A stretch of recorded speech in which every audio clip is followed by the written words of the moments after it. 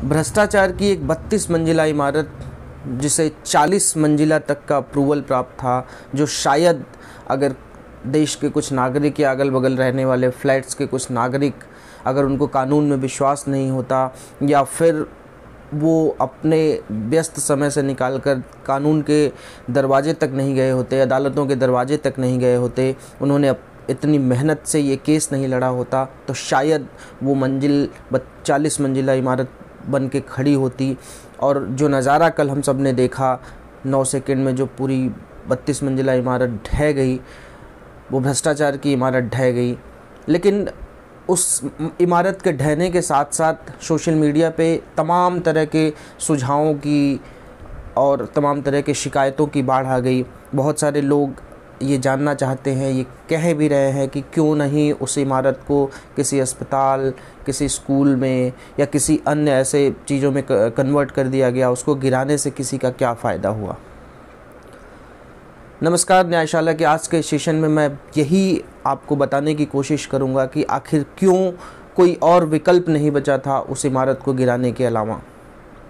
उस इमारत में मेरा बिल्कुल यही मानना है कि उस इमारत में कोई अस्पताल, कोई विद्यालय नहीं खोला जा सकता था, क्योंकि अस्पताल और विद्यालय एक नेक जगह होते हैं जहाँ पे अस्पताल में हमारा इलाज होता है, जहाँ पे हम स्वस्थ होकर लौटते हैं। विद्यालयों में जो एक नींव रखी जाती है, एक पढ़ाई होती है हमारी, जिससे हम सीखते हैं, जिससे हम अपना जीवन जीते हैं। ये तो रही मोरल बातें।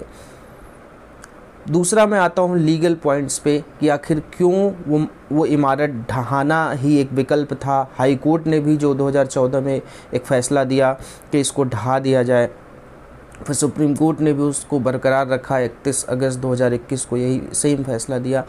पहले मैं इस केस के बारे में आपको बताता हूँ कि आखिर ये केस था क्या, जो बहुत सारे लोगों को पता होगा, बहुत सारे लोग ये नहीं जान पाए होंगे कि केस आखिर क्या था। आपने नोएडा या फिर अन्य शहरों के जो मेट्रो सिटीज़ हैं, आपने उनके फ्लैट्स देखे होंगे, सोसाइटीज़ देखी होंगी, जो बड़ी बड़ी इमारतें बनती हैं।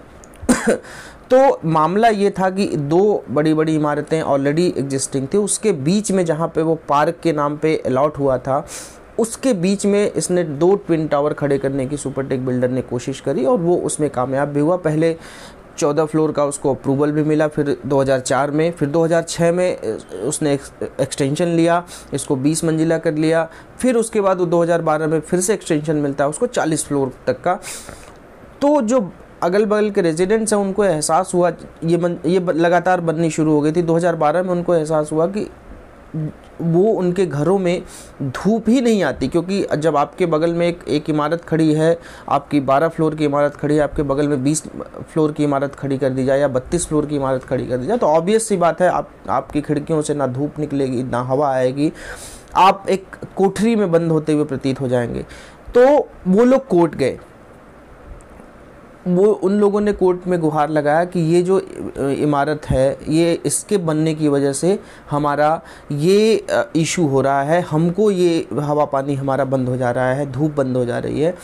तब जाके ये मामला खुला कि ये बिल्डर है जो इसने इलीगल तरीके से नोएडा अथॉरिटी के 60 घाट की वजह से ये इलीगल कंस्ट्रक्शन वो कर रहा है, इलीगल इसको इतने फ्लोर बनाने की इसको अप्रूवल प्राप्त हो गया है। और एक चीज़ मैं आपको बहुत अहम बात बताऊं, जो लोग सोसाइटीज़ में रहते हैं उनको मैं बताऊं कि अगर आप जब भी कोई सोसाइटी में फ्लैट खरीदते हैं या फिर बुक कराते हैं, तो आपको एक प्लान दिखाया जाता होगा, प्लान बताया जाता है कि ये आपके सोसाइटी का प्लान है।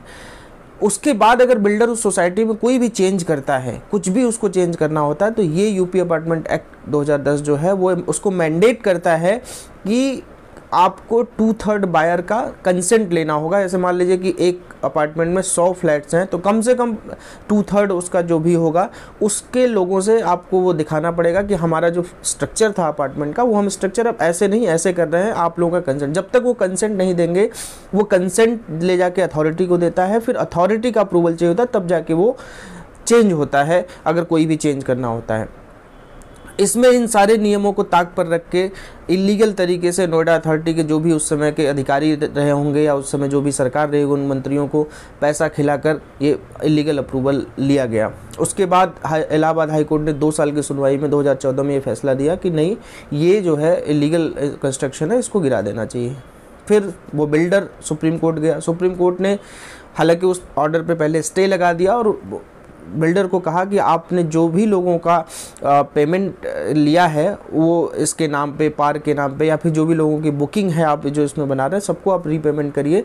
उसने वो भी नहीं सुना। उसके बाद सुनवाई चली 2020 तक, 21 तक। उसके बाद 31 अगस्त 2021 को ऑनरेबल जस्टिस चंद्रचूड़ की बेंच ने ये फैसला दिया कि जो ऑनरेबल हाई कोर्ट का फैसला था गिराने का इस बिल्डिंग को, वो बिल्कुल सही था। और तब आदेश होता है कि इस बिल्डिंग को गिरा दिया जाए। और लगभग 1 साल बाद वो बिल्डिंग कल गिर गई। अब इसमें आप ये बताइए कि अगर जिस किसी को भी लगता है कि वहाँ विद्यालय बना दिया गया, वहाँ पे इस हॉस्पिटल बना दिया, बिल्कुल नहीं बनाया जा सकता था। क्योंकि अगर आप उनको बनाते तो अगल बगल वाले जिन लोगों ने इतना पैसा इन्वेस्ट किया था, आप जब भी फ्लैट लेते हैं कोई तो हमेशा ये देख के लेते हैं, कुछ लोग ये भी देख के लेते हैं कि हमारा पूरब मुखी हो, हमारा उत्तर मुखी हो, यहाँ से बालकनी से अच्छा हवा व्यू मिलेगा, उस बात के ही पैसे देते हैं आप लोग। वो व्यू के, उस हवा पानी का ही पैसा देते हैं। तो उनका क्या दोष था? जिन लोगों ने अगल बगल फ्लैट खरीदे थे, अगल बगल वाले फ्लैट्स में, अपार्टमेंट्स में, उनका क्या दोष था?